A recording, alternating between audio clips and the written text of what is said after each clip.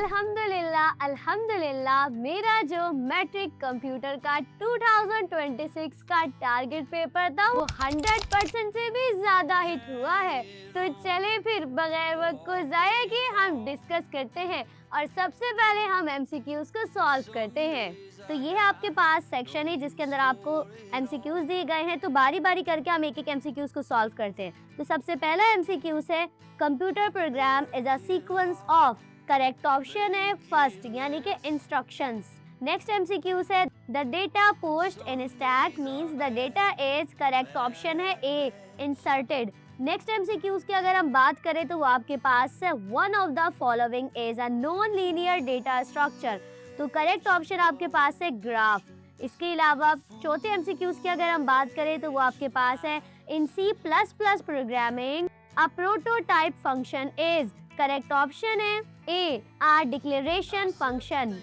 अब जरा हम बात करते हैं फिफ्थ एमसीक्यूज़ की जो कि आपके पास है a typical for loop in C++ consist of, correct option है सी 3 एक्सप्रेशंस। इसके अलावा छठा एमसीक्यूज़ है in digital logic a bar over a variable represents, correct option आपके पास है नॉट ऑपरेशन। इसके अलावा नेक्स्ट एमसीक्यूज़ है in a flow chart the symbol use for input and output is, correct option है सी पैरेललोग्राम। इसके अलावा next MCQs है operator extracts data from an input stream in C++ is, correct option आप लोगों के पास है B. इसके अलावा नेक्स्ट एमसीक्यूज़ है a compiled code generally execute faster than interpret code because, correct option आपके पास है B it pre translates into machine code. इसके अलावा नेक्स्ट एमसीक्यूज़ की अगर हम बात करें जो कि आपके पास है get ch and get che functions are present in, correct option आपके पास है conio.h। इसके अलावा 11वां एमसीक्यूज़ आपके पास है functions created by program itself are called, correct option आपके पास है बी यूजर डिफाइंड फंक्शन। इसके अलावा अब जरा हम चलते हैं लास्ट एमसीक्यूज़ पर जो कि आपके पास है बोलन algebra is primarily used, correct option आपके पास है सी टू सिंप्लीफाई द बोलन एक्सप्रेशन। तो ये थे आप लोगों के पास टोटल 12 एमसीक्यूज़। तो उम्मीद करती हूँ कि आप तमाम की तमाम एमसीक्यूज़ को करेक्ट करके आएंगे और कमेंट करके मुझे लाजमी बताइएगा कि आप लोग कितने एमसीक्यूज़ को करेक्ट करके आए हैं। और अब हम बात करते हैं सेक्शन बी और सेक्शन सी की कि उसके अंदर हमारा जो पेपर है वो कितना % हिट हुआ है।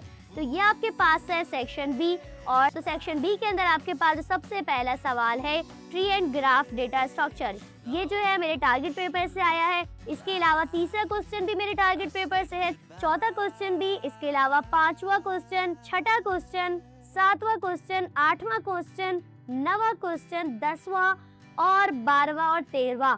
तो देखिए टोटल आपके पास 12 क्वेश्चन है और इसमें से 11 क्वेश्चन ही अल्हम्दुलिल्लाह मेरे टारगेट पेपर के अंदर से हिट हुए हैं।